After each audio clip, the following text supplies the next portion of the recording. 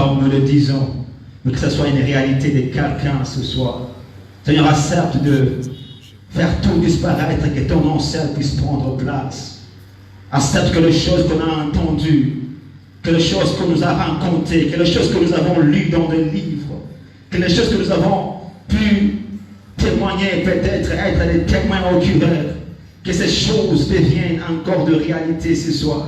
Qu'une vie soit embrassée par le feu. Seigneur, qu'une flamme quitte ces lieux pour aller annoncer ton évangile. Et que l'on parle de toi au Congo au travers de nous. Et que l'on parle de toi en Afrique au travers de nous. Que l'on voit, Seigneur, de familles être bouleversées, changées, transformées, délivrées par la puissance de l'évangile du Christ. Seigneur, que là où il n'y avait pas de Bible, que là où il n'y avait pas de message du Christ, commence à ressusciter quelqu'un ce soir. Commence à ramener une fille, une femme, un homme ce soir pour aller impacter des milieux qui manquaient Jésus, des milieux qui manquaient ta parole. Merci Seigneur car tu nous as mis ici parce que tu as voulu que cette occasion soit ainsi. Et ainsi Seigneur dans ce temps où nous voulons entendre de toi, où nous voulons avoir un exposé, que ce ne soit pas seulement un exposé d'un homme, que ce soit quelque chose que tu as préparé depuis longtemps, afin de réveiller quelqu'un, que nous n'arrivons pas seulement à crier revival, mais à vivre ce revival, à proclamer ce revival, à entrer dans ce revival, à marcher dans ce revival, à chanter ce revival. Et Pazikali Amazata Nababo Joto. Accepte l'Esprit de Dieu, que ce ne soit pas seulement des chants qu'on a chantés, mais une réalité de vie. Que ce ne soit pas seulement des prières qu'on a priées, mais une réalité de vie. Et qui s'accomplit maintenant. Au nom de Jésus. Est-ce qu'on peut dire Amen? Alléluia. Alléluia. Come on. Est-ce qu'on peut dire Amen? Est-ce qu'on peut acclamer ce Seigneur? Comment est-ce qu'on peut acclamer plus fort? Très bien. Nous t'acclamons, Jésus, nous t'acclamons. Tu es digne de gloire. Reçois toute l'honneur ce soir. Reçois toute la gloire ce soir. Alléluia, sois béni Seigneur, Merci pour ce que tu fais, ce que tu feras. Merci pour ce que tu as accompli maintenant dans ce lieu. Merci Saint-Esprit de Dieu. Merci au roi de gloire. Est-ce que tu as acclamé très fort? Alléluia, merci Seigneur. Amen. Quelqu'un m'a dit il faut souhaiter bon anniversaire à ceux qui fêtent aujourd'hui. Ok, pas de problème. Bon anniversaire à vous qui fêtez aujourd'hui votre anniversaire. Et si il y a quelqu'un qui fait son anniversaire, dis oui, on vous a dit bon anniversaire au programme. Amen. Que Dieu nous bénisse. Nous sommes dans un programme qu'on appelle Revival Conference, ou soit la conférence du réveil. Et lorsqu'on était avec Jonathan et les frères Jonas en train de préparer sur ces choses, je me disais, mais pourquoi avoir de moments pareils où on parle de quelque chose qu'on appelle revival? Pourquoi parler d'un réveil lorsque nous sommes déjà dans un monde, dans un milieu, dans un endroit, dans une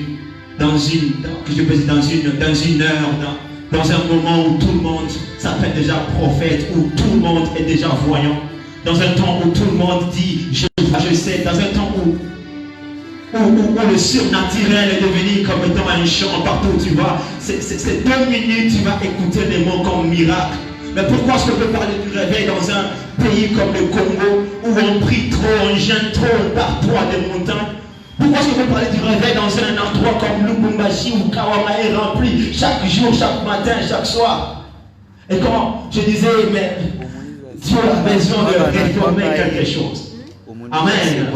Et dis à ton frère, tu n'es pas seulement dans une conférence ou dans une action du réveil, mais tu es dans une action de la réformation d'un réveil.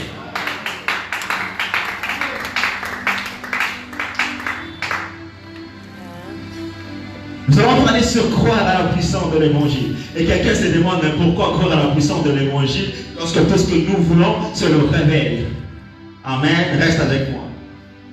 Et je nous propose un passage biblique, voire même 2 passages si on y a ajouté notre test de conclusion. Et nous allons lire dans l'acte des apôtres, parce que j'aime les actes des apôtres. J'ouvre une parenthèse, ce ne sont pas des actes des apôtres directement. Ce ne sont pas des actes directs des apôtres, je voulais dire. Ce sont des actes du Saint-Esprit au travers des apôtres.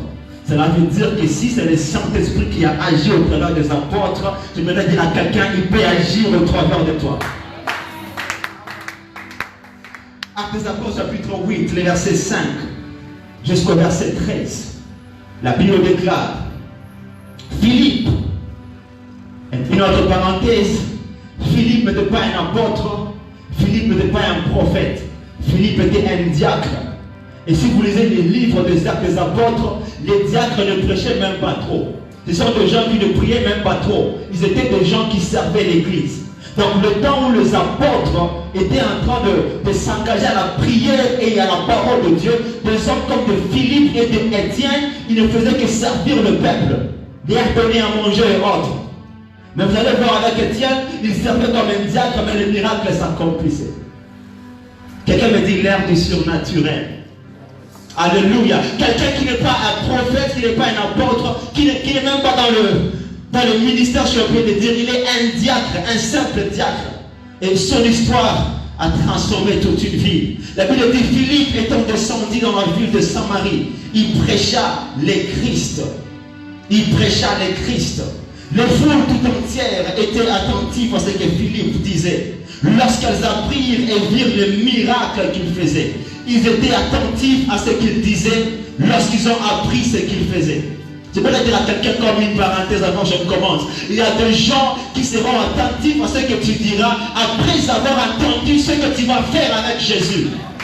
Il y a des témoignages, il y a des présentations qui ne seront plus de présentations de tes paroles. Les gens vont te croire pas parce que tu prêches bien, mais les gens vont te croire parce qu'un Jésus est passé par toi pour changer toute une vie. Car les esprits impurs sortirent et plusieurs témoignages en poussant des cris. Et beaucoup de paralytiques boitaient furent guéris. Chapitre, le verset 8. Et il y eut une grande joie dans cette ville. Il y avait auparavant dans la ville un homme nommé Simon. Le verset 9. C'est un homme pour un personnage important qui exerçait la magie et qui provoquait l'étonnement du peuple de la Samarie. Une autre parenthèse, cet homme appelé Siméon faisait déjà ce que Philippe était venu faire.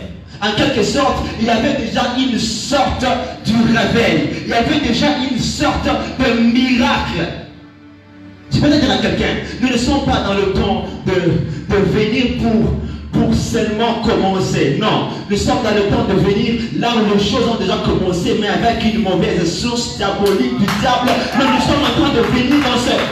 Vous avez dit amen. Nous sommes en train de venir dans ce même moment où il y a déjà des Siméons qui font des miracles, il y a déjà des Siméons qui prophétisent et qui sont appelés la grande puissance de Dieu. Mais nous sommes en train de venir dans ce même moment où des Siméons prêchent, où des Siméons font de grosses miracles et nous venons avec un Jésus. Et la Bible déclare la Bible déclare que tout, depuis le petit jusqu'au grand, écoutez Siméon. Ils écoutaient ce faux prophète. Ils étaient attentifs. Et ils disaient, ceci, c'est la grande puissance de Dieu. Et le verset 11, ils écoutaient attentivement.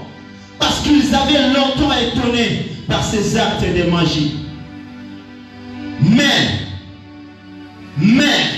ça c'est le verset 12. Si c'est ta Bible, souligne mais quand ils eurent crié à Philippe, qui leur annonçait la bonne nouvelle du royaume de Jésus, du royaume de Dieu et du nom de Jésus, hommes et femmes furent baptisés.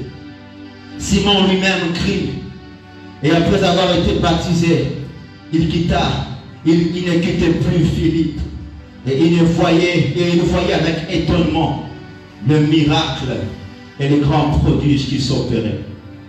Alléluia. Je ne vais pas continuer avec l'histoire parce que nous prêchons une portion des Actes chapitre 8. Notre deuxième verset qui est notre verset de conclusion, c'est Exode chapitre 3, le verset 1er au verset 4. Et puis il dit, Moïse faisait paître les troupeaux. Beau-père, il faisait paître les troupeaux de son beau-père qu'on appelait Jéthro. Bon, je n'ai jamais entendu quelqu'un appelé Jéthro depuis que je suis né. Non, normalement, sur la terre, au Congo, il n'y a personne qui se nomme Jéthro. Mais il y avait un Jéthro dans la Bible, c'était le beau-père de Moïse. Et la Bible dit que Jéthro était sacrificateur de Madian et il menait le troupeau derrière les déserts. Ça, c'est Moïse qui faisait ça. Et vint à la montagne de Dieu à Horeb. L'ange de l'Éternel lui apparut dans une flamme de feu. Quelqu'un me dit une flamme de feu. L'ange de l'Éternel apparut à Moïse dans une flamme de feu lorsque ce Moïse était en train de paître les troupeaux de son beau-père. À l'imprévu, cet ange lui a apparu dans une flamme de feu. Et la Bible déclare au milieu d'un buisson. Moïse regarda et voici le buisson était tout en feu. Et le buisson qui s'est consumé, qui ne s'est consumé point. Et Moïse dit, je vais me retourner pour voir quelle est cette grande vision et pourquoi le buisson ne s'est consumé point. L'Éternel vit qu'il s'est retourné pour voir et Dieu l'appela du milieu du buisson qui s'est consumé sans pour autant s'éteindre. Et donc qui ne s'est consumé point plutôt. Il dit, Moïse, Moïse. Et j'aime la réponse de Moïse qui sera la réponse de quelqu'un ce soir. Mais voici. Alléluia. J'ai pris qu'à la fin de cet exposé, que quelqu'un arrive à dire à Dieu, Seigneur, mais voici. Il y a un cri. Il y a un cri dans cette génération. Il y a un cri dans cette ville. Il y a un cri qui dit, mais qui peut aller, mais qui peut faire, mais il y a un cri qui appelle un Moïse ce soir. J'aimerais prier avec confiance en Dieu, au Saint-Esprit. Je suis sûr et certain, avant que nous puissions finir, quelqu'un va s'élever et va dire, Seigneur, me voici. Me voici. Pour porter cette flamme de feu, me voici. Pour changer l'histoire, me voici. Nous sommes tous ici à cause du mouvement de Dieu. Nous aspirons voir Dieu, surtout dans cette génération.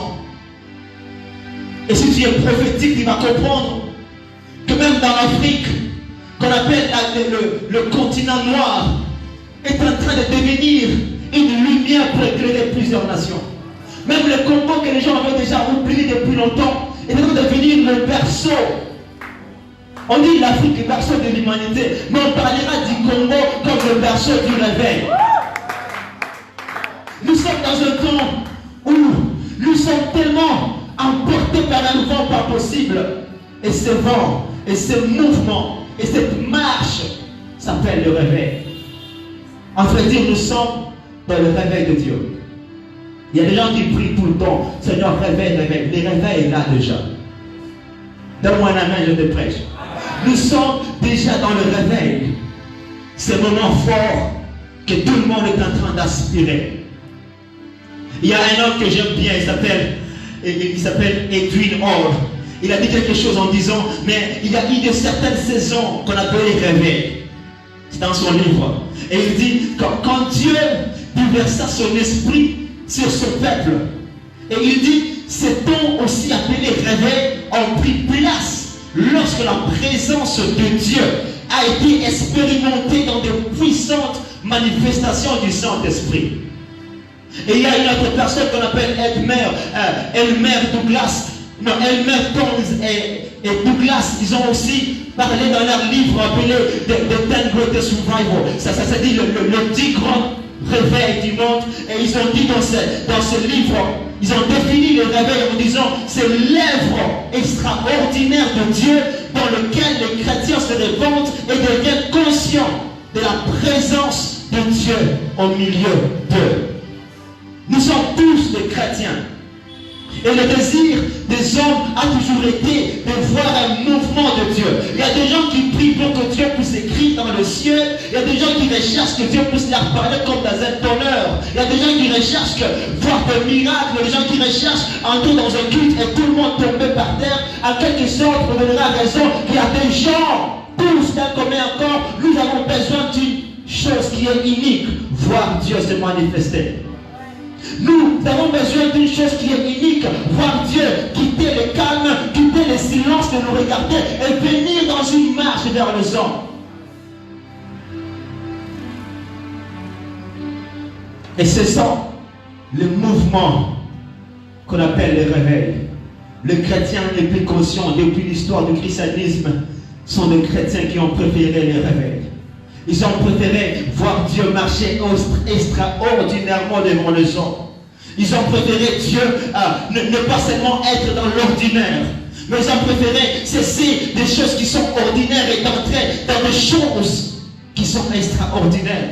Et le réveil, j'ai pu te donner beaucoup de définitions, mais tu vas aller chercher toi-même. Mais le réveil, lorsqu'on parle du réveil, on voit l'ordinaire qui cède la place à l'extraordinaire. On voit le naturel qui cède la place au surnaturel. On voit la logique qui s'était d'expliquer ce qui n'est pas logique. Lorsqu'on parle du réveil, on voit le normal céder la place à quelque chose qui n'est pas de normal. Lorsqu'on parle du réveil, on voit la soif remplacer la timide. Lorsqu'on parle du réveil, on voit le cœur des hommes se retourner à Dieu. Lorsqu'on parle du réveil, on voit la soif de Dieu, la flamme de l'esprit agir. Lorsqu'on parle du réveil, on voit Jésus être démontré. Lorsqu'on parle du réveil, on cesse d'être dans le confort de ce qui est normal, dans le confort de ce qui est froid. Lorsqu'on parle du réveil, mon frère, tu vas cesser de voir Dieu de la même manière. Tu vas cesser de comprendre Jésus de la même manière. Lorsqu'on parle du réveil, c'est lorsque tu te diras, c'est assez de vivre à l'ordinaire. Lorsqu'on parle du réveil, on voit l'expression prendre place.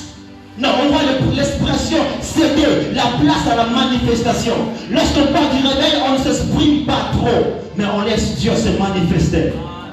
Lorsqu'on parle du réveil, on voit des foules suivre Jésus, pas suivre les hommes. Lorsqu'on parle du réveil, on voit l'idolâtrie céder à l'adoration authentique. Lorsqu'on parle du réveil, on voit le vrai évangile être prêché dans nos riz avec le nom de Jésus. Lorsqu'on parle du réveil, on voit les faux disparaître et le vrai apparaître.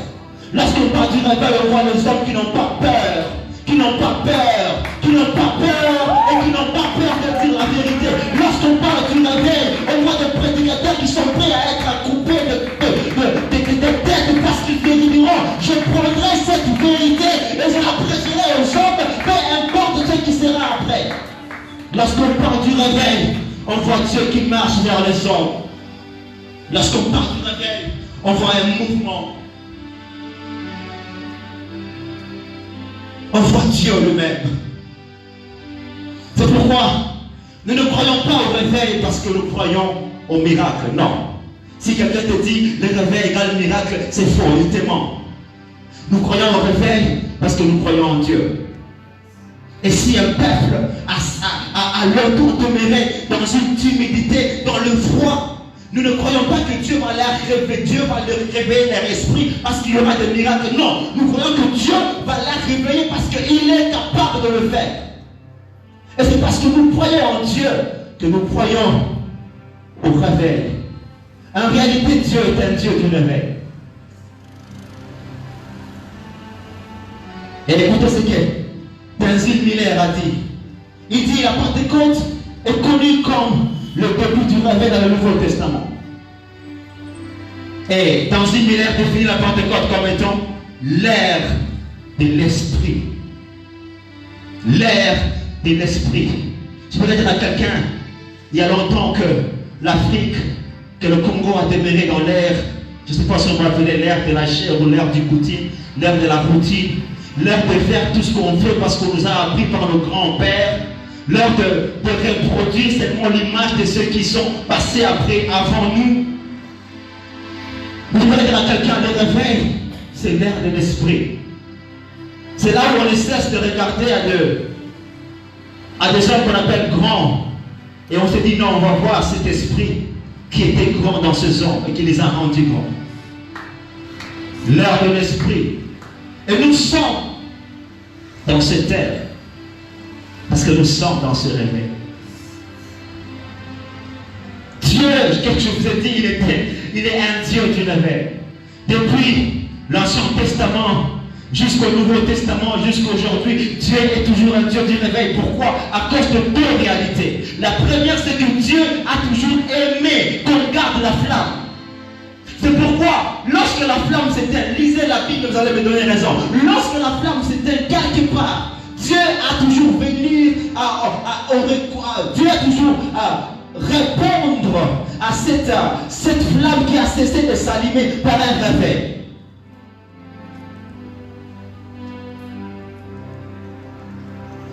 en soi, le réveil, c'est une réponse. C'est une réponse de Dieu. C'est une réponse de Dieu. Dans l'histoire de nos pères, dans l'histoire de l'Église, on nous a appris beaucoup de choses. Et lorsqu'on parle du réveil dans l'histoire de l'Église, on doit comprendre, ces réveils ne se sont pas produits parce que les gens ont seulement prié. Non. Mais c'est parce que les hommes ont remarqué que la flamme n'était plus là. Et ils se sont mis à chercher Dieu. Et comme réponse, Dieu répond toujours par un réveil. Lorsqu'il y a quelqu'un qui le cherche, lorsqu'il y a une flamme qui n'est pas encore élevée, qui est en train de s'éteindre. L'exemple des prophètes de Baal et Élie, lorsque la flamme de la véritable adoration était en train de disparaître, Dieu avait besoin de ramener un réveil par le prophète Élie. Pour que les gens puissent dire non, c'est plus Baal, mais c'est Jésus. À la Pentecôte, ils ont eu besoin du réveil. Parce que, premièrement, ils n'avaient pas Jésus. Jésus était déjà parti au ciel. Ils avaient peur de sortir pour prêcher parce que quelqu'un pourrait peut-être leur couper la tête et les tuer. Ils étaient peureux quelque part. Ils avaient besoin du réveil parce que la flamme pour Jésus avait un peu diminué. Et Jésus les a impactés dans Actes des Apôtres chapitre 2. En 1517, avec Martin Luther, si vous lisez l'histoire de l'Église, et John Calvin et l'homme qu'on appelait Zwingli, ces hommes Dieu a passé par ces hommes pour amener un réveil. Pourquoi? Parce que la flamme de l'Église qui était indépendante de l'esprit avait diminué. Et c'était l'Empire romain, c'était la politique qui régnait dans l'Église. La flamme pour Dieu n'était plus là. Il n'y avait que la flamme pour écouter ce que l'autorité disait. Ils ont eu besoin du réveil. Parce que la flamme avait diminué. À l'époque de l'homme qu'on appelait Zinzendorf et Wesley, à l'époque de l'homme qu'on appelait John Wesley, et de l'homme qu'on appelait Jonathan Edwards, en 1728 vers 1750, ils ont eu besoin du réveil. Pourquoi? Parce qu'il y a eu la chasseresse de la flamme. Là où ces hommes habitaient, là où ces hommes vivaient dans ce contrée d'Europe, il y a eu ce sang de la flamme. Les gens ne parlaient plus du Saint-Esprit. Le culte était très froid. Les gens ne parlaient plus de miracles. Les gens ne parlaient plus de parler en langue. Et ces gens ont eu besoin du réveil parce que la flamme cessait. Je peux dire à quelqu'un, Dieu est un Dieu qui aime la flamme. En 1904, avec Evan Roberts et la personne qu'on appelait William Seymour à Azusa Street, la rue d'Azusa. C'est là où le pentecôtisme a même commencé, si vous connaissez l'histoire. Les gens ont eu besoin du réveil. Pourquoi? Parce qu'ils priaient tout le temps que Dieu puisse faire revivre la flamme des actes des apôtres. Je peux dire à quelqu'un, la Bible que tu as n'est pas seulement une histoire, mais c'est une manifestation. Et la Bible que tu as n'est pas seulement là pour être lue, mais c'est là pour être vécu. Et ce genre qu'on appelait William Seymour dans la maison qu'on appelait, dans la maison d'Evan Roberts, ils étaient en train de prier, de chercher Dieu, de dire non Seigneur, c'est assez, c'est assez, c'est assez, de vivre dans l'ordinaire, de vivre sans les actes de l'esprit. Et ils ont eu besoin de se réveiller. Dieu est un Dieu qui aime la flamme.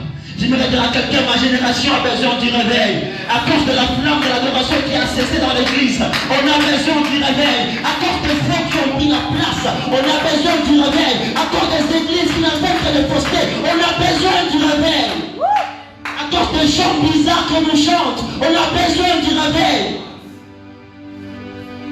Où est partie la flamme? Où est partie la flamme? Où est partie la flamme des hommes qui étaient prêts à tout faire pour honorer Jésus? Mais nous sommes dans une génération où on est prêt à tout faire pour passer l'examen à la fac. On est prêt à tout faire pour plaire au diable et au monde. On a besoin du réveil.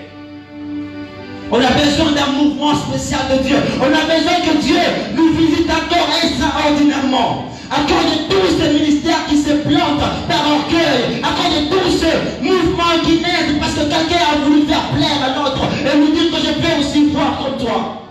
On a besoin du réveil.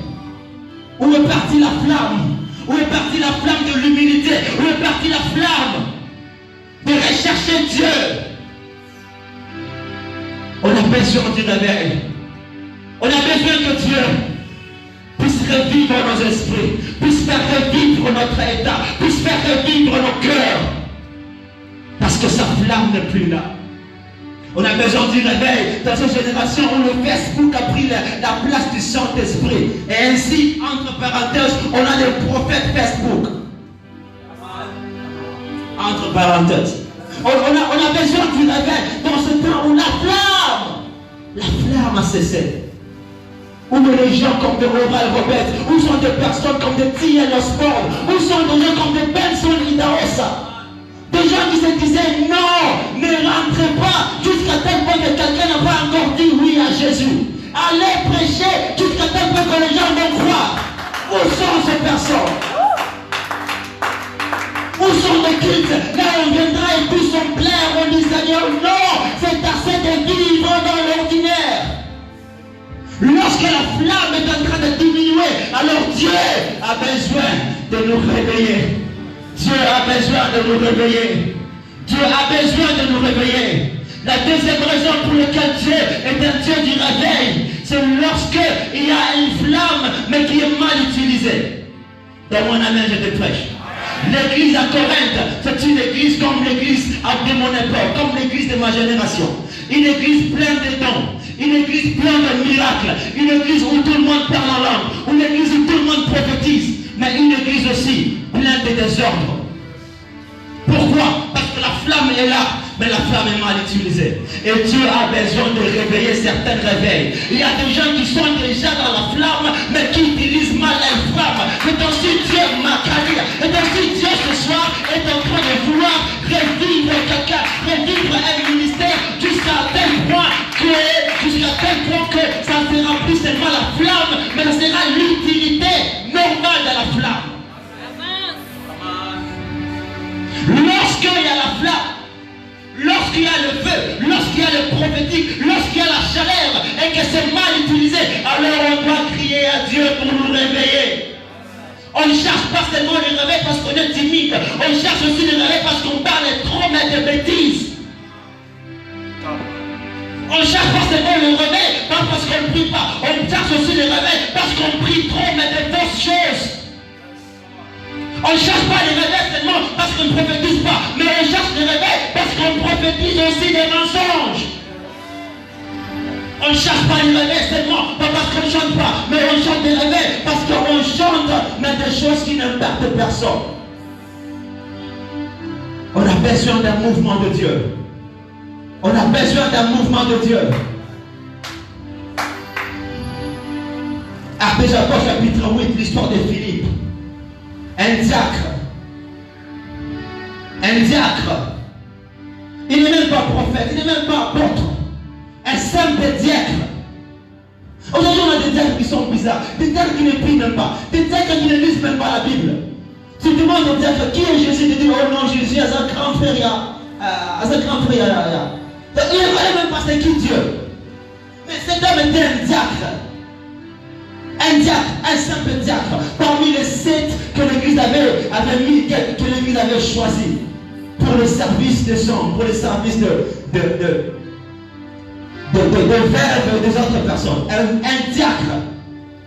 Et la Bible déclare, parmi les réveils, dans le livre des Actes, ce diacre fit partie de ces réveils. Parce que le livre des Actes, au chapitre 2, donc si tu commences avec Actes, le chapitre 1er et verset 8, la Bible dit Jésus promet la puissance. Le chapitre 2 jusqu'au chapitre 8, c'est cette puissance, cet réveil qui s'accomplit maintenant dans Jérusalem. Et au chapitre 8, au chapitre 13, c'est la puissance qui est maintenant dans Samarie et Judée. Et au chapitre 13, parce que Paul a été envoyé, alors on voit le réveil au chapitre 13 jusqu'au chapitre 28, toucher les autres nations. En fait, lorsque Dieu a voulu réveiller Samarie, il est passé par un diacre, un frère qui n'interprétait même pas ton église. Peut-être qu'il était protocole, diacre, protocole. Mais Dieu est passé par cet homme. Je voudrais dire à quelqu'un, lorsque Dieu veut réveiller, il ne passe pas seulement par des hommes que tu espères, il passe par des personnes inutiles, il passe par des gens qui ne savent rien. Quand Dieu veut réveiller ta famille spirituellement, il ne passera pas seulement par le père, il peut passer par les cadets et la cadette.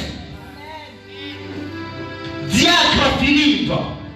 Et la Bible dit Diacre Philippe est parti dans un milieu, dans un endroit où il y avait déjà les réveils, comme je vous ai dit. Où il y avait déjà une sorte d'une flamme, où tous les gens étaient en train d'acclamer le monsieur appelé Siméon, de dire cet homme c'est la puissance de Dieu, cet homme c'est la puissance de Dieu. Et Diacre Philippe est entré dans un milieu pareil. Et il a fait aussi les mêmes choses que Siméon, oui. Il a aussi fait des miracles comme lui, oui. Mais ce n'était pas la différence. Il a aussi, peut-être je pense que Siméon parlait aussi en langue. Peut-être je pense que Siméon était aussi un prophète quelque part. Diacre Philippe a fait les mêmes choses. Mais ça n'a pas apporté la différence. C'est pourquoi je voudrais dire à quelqu'un, nous avons besoin de croire à la puissance de l'évangile. Parce que c'est la puissance de l'évangile qui fait la différence. Il y a eu des générations, il y a eu des réveils. Et dans tous les réveils passés, ce qui a appris, ce qui a fait la différence, ce n'était pas ce que les gens ont vu. Parce que l'apôtre Philippe, non, le diacre Philippe et monsieur Simon, ou apôtre Simon, bishop Simon, ils font des chaînes, ils font la même chose. Et tous font des miracles, et tous impactent les gens. Mais la différence, c'est que Philippe a cru à la puissance de l'évangile. Je voudrais dire à quelqu'un, il n'y a pas de réveil tant que Christ n'est pas prêché. Il n'y a pas de réveil dans ton église, dans ton ministère, tant que Christ n'est pas prêché. Ainsi, nous sommes au Congo. Ainsi, nous sommes en Afrique. Ainsi, nous sommes dans le pentecôtisme où on nous a toujours dit que c'est l'onction qui fait quoi? La différence. Ok, je ne répète pas. Mais je voudrais dire à quelqu'un. D'ailleurs, l'onction c'est quoi? Dieu nous donne l'onction parce que nous avons déjà des missions. Donc, l'onction vient parce qu'il y a une mission. En quelque sorte, tu n'es pas moins plus que moi. Mais tu es moins différemment que moi parce que tu as une mission différente. En quelque sorte, nous sommes déjà différents par mission. Même si tu n'as pas d'onction, nous sommes déjà différents. Ce qui fait la différence, c'est lorsque tu prêches le message de Jésus. On peut tous prier l'onction, ça ne fera pas de différence. Mais lorsque tu viens avec la puissance de l'évangile de Christ, c'est lorsque tu crées la différence. L'évangile du Christ n'est pas prêché, c'est pourquoi il n'y a pas de réveil. Pourquoi vous ne voyez pas de miracle? Le miracle ne s'accomplissait pas parce que l'apôtre priait pour les gens. Non, le miracle accompagnait l'évangile de Jésus. Le miracle accompagnait l'évangile de Jésus. Tu veux voir des miracles dans ton ministère? Prêche Jésus. Prêche Jésus. C'est lorsque Christ est prêché que les miracles se font. C'est lorsque Christ est prêché que la gloire est bien à Dieu. C'est lorsque Christ est prêché que les boiteux marchent, que les aveugles voient. Les gens qui ont fait les grandes choses ne l'ont pas fait parce qu'ils priaient. Ils l'ont fait parce qu'ils prêchaient Jésus. Ils prêchaient Christ. Ils ont cru à la puissance de l'évangile. Et ils ont fait la différence. Ma génération a besoin de gens différents de différence. Pas parce qu'ils vont commencer à voir des numéros et autres, mais parce qu'ils vont commencer à prêcher Jésus après avoir vu le numéro. On a besoin de la différence, pas parce qu'il y aura des gens qui commenceront, my God, à parler les grecs et l'hébreu, mais des gens qui vont prêcher Jésus après avoir parlé du grec et du hébreu.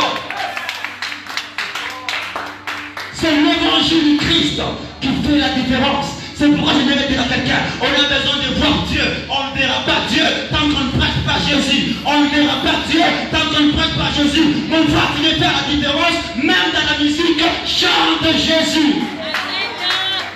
Chante Jésus. Quel est le message que tu annonces? Quel est le message que tu apportes? On a beaucoup de prophètes au Congo. À s'aimer. On a beaucoup de pasteurs, beaucoup d'églises.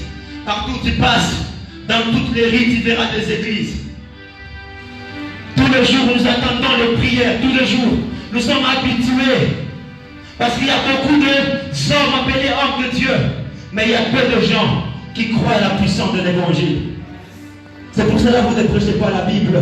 Parce que vous ne croyez pas que la Bible peut changer quelqu'un. C'est pourquoi vous ne prêchez pas la Bible. Parce que vous croyez que vos prophéties peuvent faire asseoir le ministère. C'est pourquoi vous ne prêchez pas la Bible. Parce que vous croyez que quand vous mettez du grec sans Jésus, ça peut appeler les gens vers vous. Nous sommes dans ce temps-là, nous sommes dans cette génération où l'évangile de Christ qui transforme des vies n'est plus prêché comme il faut. Tout ce que nous attendons, c'est viens, tu reçois. C'est viens, tu reçois. C'est comme si Jésus, c'est comme une robinet où tu viens, n'importe quand tu as besoin de boire de l'eau, tu ouvres, tu bois, tu jettes la gobelet, tu rentres quand tu veux. Mais lorsque nous voulons réchanger, réformer ces réveils, cette flamme de cette génération, on doit prêcher Jésus. Sans l'évangile du Christ, il n'y a pas de réveil. Tu veux que ton ministère soit impacté par la puissance de Jésus, prêche la Bible. Prêche Jésus. Les gens comme de Benson Idahosa étaient des personnes, lorsqu'ils arrivaient dans un village, ils prêchaient Christ et tout le village recevait Jésus. Des gens comme des Renard Donquet, lorsqu'ils arrivaient quelque part, les gens ne prêchaient pas des histoires que nous voyons aujourd'hui. Ils prêchaient un simple message. Croire au Seigneur Jésus et tu seras sauvé. Et il y avait des miracles. Faire les miracles, il n'y a pas avec des termes compliqués. Oh, la cuisse de Pharaon. Oh non, ça ne vient pas avec des termes compliqués. Ça vient avec le message de Jésus.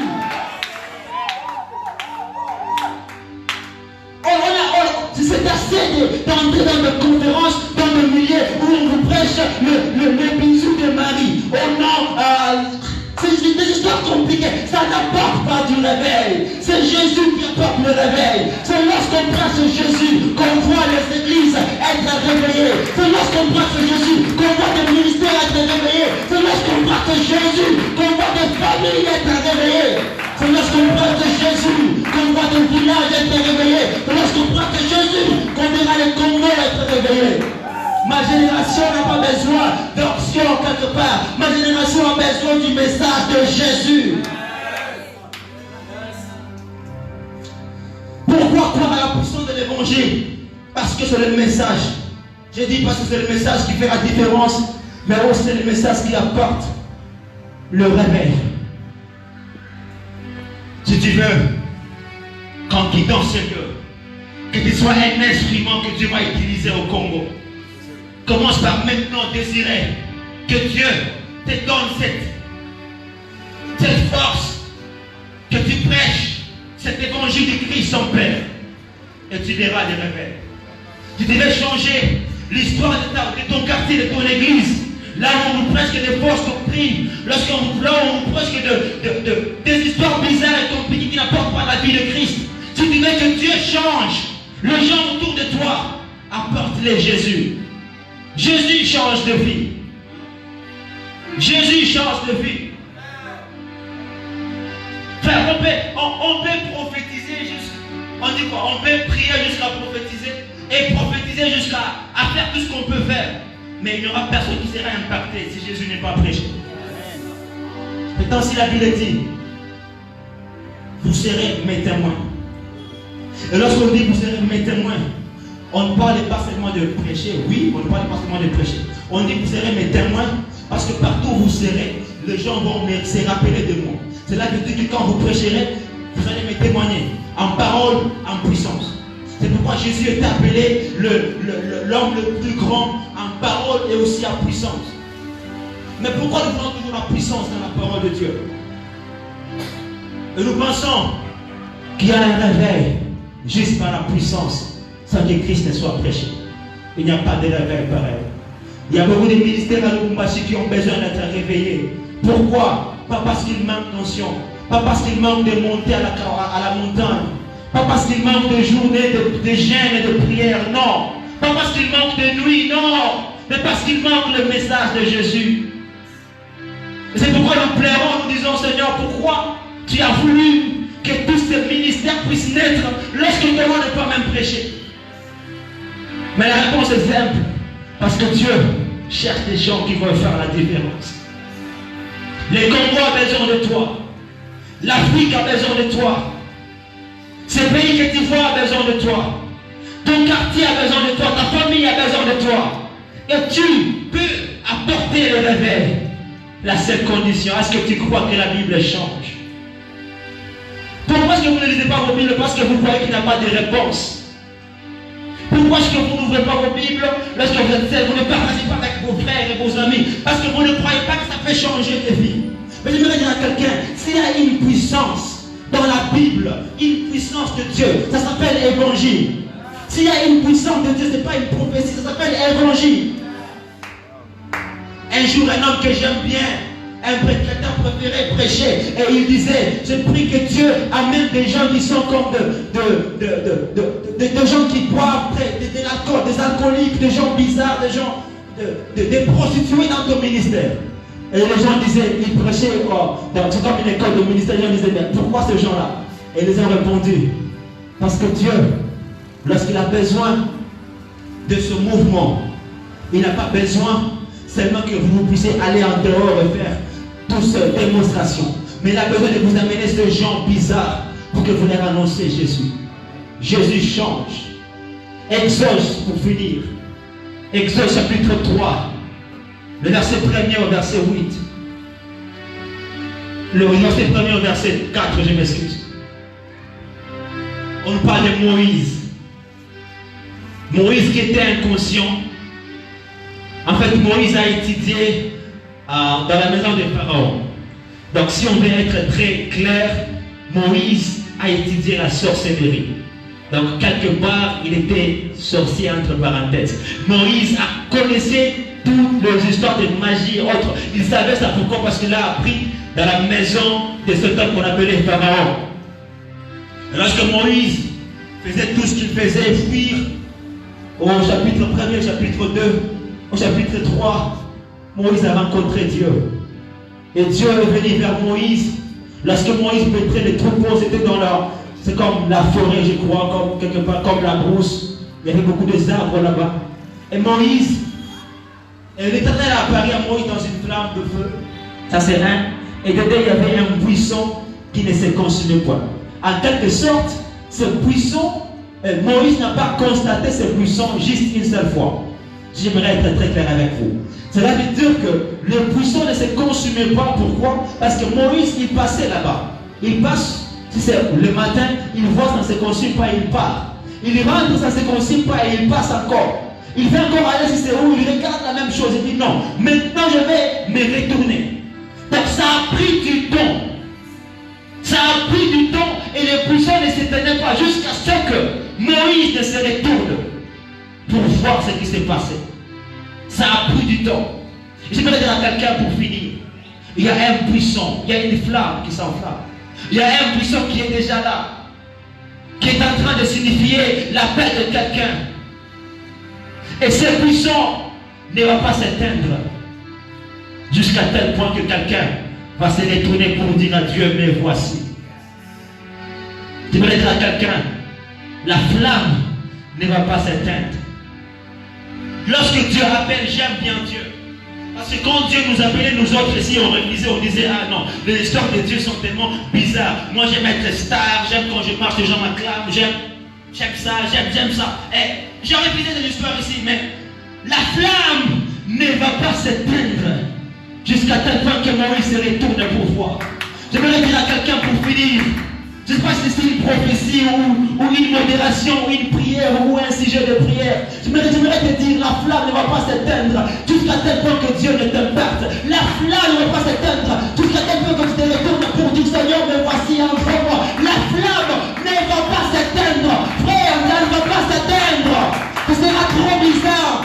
Au lieu que ça puisse s'éteindre, ça va augmenter accélérer sur la flamme, l'intensité va augmenter jusqu'à tel point que tu te dis non, maintenant je dois regarder, maintenant je dois laisser le monde, maintenant je dois laisser le monde pour suivre Jésus, pour dire oui à Jésus.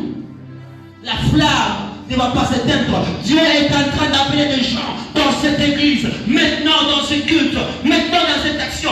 Dieu est en train d'appeler les personnes. Maintenant, tu ne comprends pas pourquoi tu es ici. Pourquoi tu parles de ça? C'est parce que la flamme ne va pas s'éteindre. Si tu refuses aujourd'hui, demain on va encore te prêcher la même chose. La flamme ne va pas s'éteindre jusqu'à tel point que tu réalises que tu dois se retourner pour dire à Jésus, pour dire à Dieu, me voici, envoie-moi, que je porte cette arche, que je porte cette gloire, que je porte ces réveils. C'est vrai, ça vient avec les sacrifices. C'est vrai, on va te mépriser. C'est vrai, on va te parler comme tu es. C'est vrai, on va te dire que tu es magicien. Mais c'est ça, la peine. Mais c'est ça ta destinée. Le puissant ne va pas s'atteindre jusqu'à tel point que Moïse ne se retourne. Et il y a des Moïse qui vont se retourner aujourd'hui. Pour dire à Dieu, mais voici, envoie-moi pour changer tout le peuple. Envoie-moi pour prêcher l'évangile dans des milliers de villageois, de gens qui ne connaissent pas Dieu, enfin, qu'ils soient aussi réveillés et qu'ils soient enflammés par la puissance de Dieu. La puissance que nous parlons aujourd'hui, les choses qui se sont produites, les jours de la Pentecôte, ce sont les mêmes choses que Dieu veut faire dans ces générations. Mais il a besoin de gens comme des Moïse. C'est pourquoi il a allumé une flamme. Et ça ne va pas s'éteindre. Quand tu pries, tu sens comme sauter, tu sens comme quoi, tu sens des choses bizarres. Pourquoi? Parce qu'il y a une flamme qui ne va pas s'éteindre. Jusqu'à tel point que tu te retournes pour voir et pour appeler, pour dire, Seigneur, me voici. Pour accepter. Alléluia, ferme tes yeux. My God. Merci pour la flamme qui ne va pas s'éteindre. Alléluia. Asakaya Baba Shataraba. C'est pas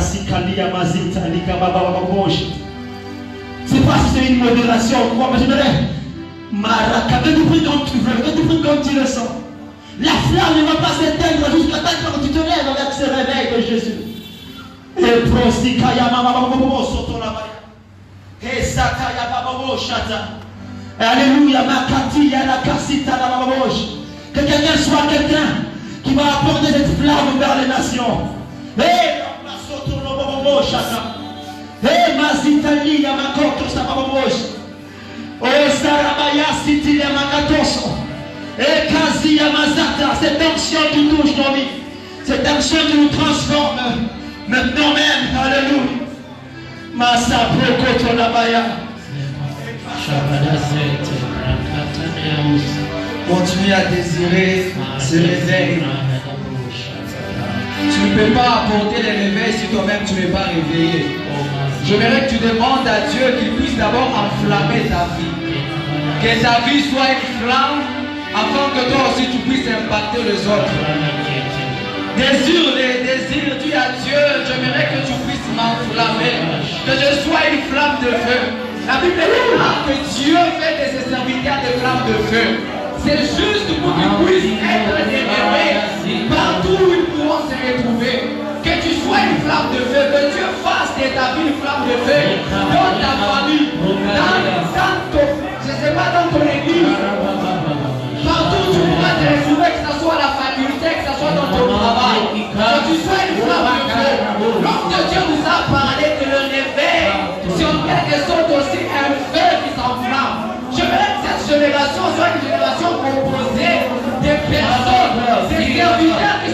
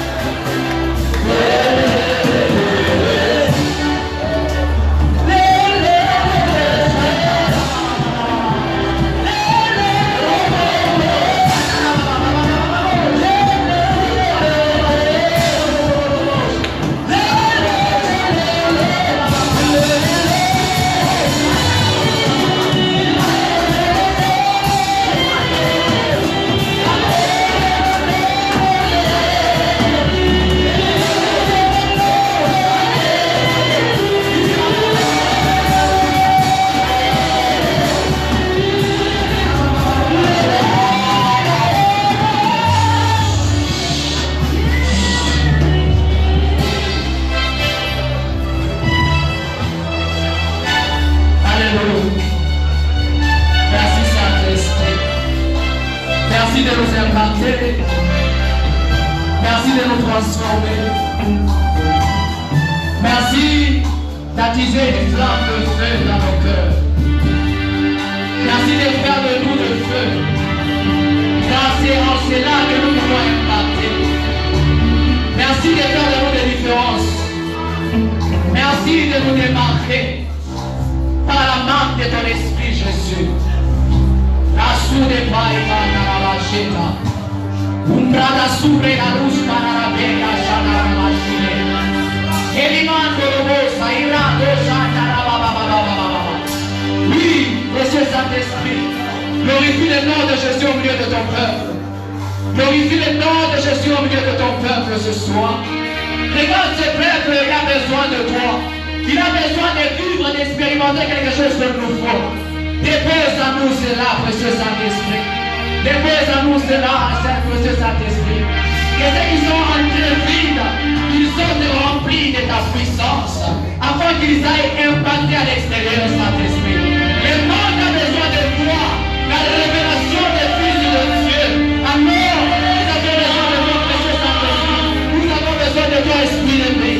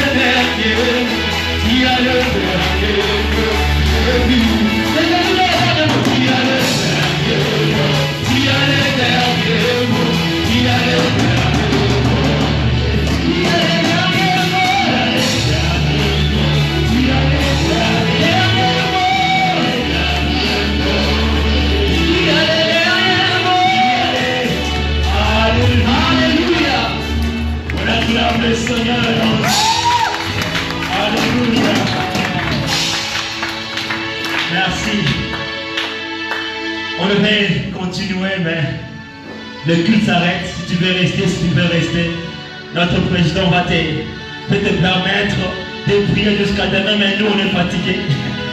Non, nous ne sommes pas fatigués, mais le culte est presque à la fin.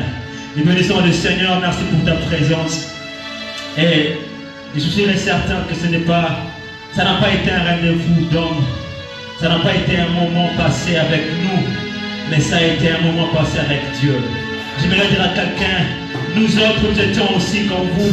Il arrivait des fois, on nous appelait dans de conférences, appelées conférences du réveil. Et lorsqu'on y allait comme ça, sans rien. Mais lorsqu'on y quittait, on y quittait différent. Et aujourd'hui, j'ai un témoignage vrai que je peux encore te donner. Si Dieu organise quelque chose et il te fait part de la chose, c'est pas pour rien. C'est parce qu'il a quelque chose, quelque mission qu'il prépare avec toi. Je bénis Dieu pour ce culte. Je bénis Dieu pour ta vie. Vous qui êtes finis, soyez bénis. Et prochainement, nous aurons encore d'autres moments forts avec Dieu. Et Dieu va encore nous faire du bien. Alors, nous sommes à la fin. Avant de finir notre rencontre, juste quelques petites notifications. Ce que nous disons d'abord merci aux gens de la technique, c'était vraiment merveilleux. Nous étions sur Facebook Live. Donc tout ce qui s'est passé ici, on vous a vu vos pas de danse. Donc si tu dansais mal, ce n'est pas un problème. On va commencer à voir comment tu dansais. Amen. On a pris la vidéo et nous sommes tellement bénis par la technique. Nous bénissons Dieu pour ça. Et j'ai béni le Seigneur pour la grâce que Papa Béros nous a donnée d'avoir cette action ici. Et il est en ligne, on m'a signalé, il est en train de nous suivre. Et nous sommes bénis, il est en train de nous suivre. Et nous vous aimons, Papa, et nous sommes heureux d'être ici et servir le Seigneur. Alléluia. Est-ce qu'on peut acclamer pour Papa Béros? Amen. Nous bénissons aussi le président de la JPC de cette église pour cet accord. Alors, on parlait avec quelqu'un qui était comme son secrétaire. Donc, on ne parlait pas avec lui directement. Il y avait quelqu'un qui lui disait tout. Je crois qu'il y a des secrets qu'il ne lui a pas dit. Mais il y avait quelqu'un qui était là à côté de lui. Et nous sommes bénis de l'accord que cette église nous a donné pour cette action. Alors, nous bénissons Dieu pour ça. Nous avons quelque chose de spécial, quelque part toujours normal ici. Donc, ça va commencer déjà cette semaine. On va vous donner des notifications si vous avez besoin de ces choses. Donc, c'est une, on peut dire, école ou soit un rendez-vous ou une retraite, je peux le dire, de serviteurs. Et nous allons parler sur des thèmes très profonds et Dieu va impacter des gens très profondément dans le ministère. Alors, si vous voulez faire partie de ces enseignements, c'est pas tellement très compliqué, on n'existe pas trop de choses, on n'existe que ta présence, que tu sois là et que tu suis tout le programme et Dieu va nous faire du bien. Et vous pouvez me voir à la fin ou soit, vous pouvez me voir à la fin, il n'y a pas un problème, je peux vous donner des précisions sur ça. Alors ça c'est pour aujourd'hui et nous bénissons Dieu pour la jeunesse de cette église et pour tout celui qui est venu. Ma soeur, ne quitte pas, on veut prier. On veut prier, ne quittez pas. Alors, nous sommes à la fin et j'ai béni la présence de tous les hommes de Dieu qui étaient venus m'accompagner et la présence de toutes mes sœurs et tous mes frères. Élève ta voix là où tu es, dis à Dieu, Seigneur, merci. Et dis oui, merci. Et j'aimerais que ces choses ne puissent pas rester comme un culte, mais que ça soit une réalité. Prions. Merci Seigneur, merci Jésus. Merci Saint-Esprit de Dieu pour ce culte. Merci d'avoir impacté, merci d'avoir aidé quelqu'un. Au nom de Jésus-Christ de Nazareth. Seigneur, j'ai béni ces moments. Et j'aimerais que ce réveil et cette flamme qui s'est enflammée ne soit pas seulement pour aujourd'hui, mais que ce soit une réalité. Quand quittons ce lieu, que des vies soient visitées. Quand quittons ce lieu, que des personnes puissent quitter avec l'évangile de Christ pour aller impacter des nations, pour aller impacter des pays. Tu nous as dit que tu nous as donné le pouvoir pour que nous prêchions et que nous soyons des témoins à Jérusalem. Et notre Jérusalem, c'est Kilobé. Et nous croyons par ta puissance que nous serons des témoins à Kilobé, dans la commune annexe, dans la province de Okatanga. Et nous allons partir jusqu'au plan national au Congo, jusqu'à l'international. Seigneur, nous disons merci parce que cette flamme ne va pas s'éteindre jusqu'à tel point que de vie et de vie ne soient emportées par la puissance de Dieu. Merci d'avoir embrassé la vie de quelqu'un par le pouvoir de ton esprit. Merci d'avoir ressuscité certains ministères. Merci pour des visions qui ont été claires ce soir. Merci pour des prophètes authentiques qui sont nés dans ce culte. Merci pour des ministres de Dieu vrais qui sont nés dans ce culte. Nous disons, Seigneur, que le feu de ton esprit continue à marcher avec nous jusqu'à tel point que le monde va bouger à cause de la flamme de l'évangile du Christ par la puissance du Saint-Esprit qui est en nous. Au nom de Jésus, au nom de Jésus, c'est pourquoi nous t'acclamons et nous t'acclamons encore et nous t'acclamons encore et encore et encore et encore et encore et encore et encore. Nous t'acclamons, nous t'acclamons, nous t'acclamons, nous t'acclamons, nous t'acclamons, nous t'acclamons. Alléluia, alléluia. Quelqu'un m'a dit Amen. Salut ton voisin.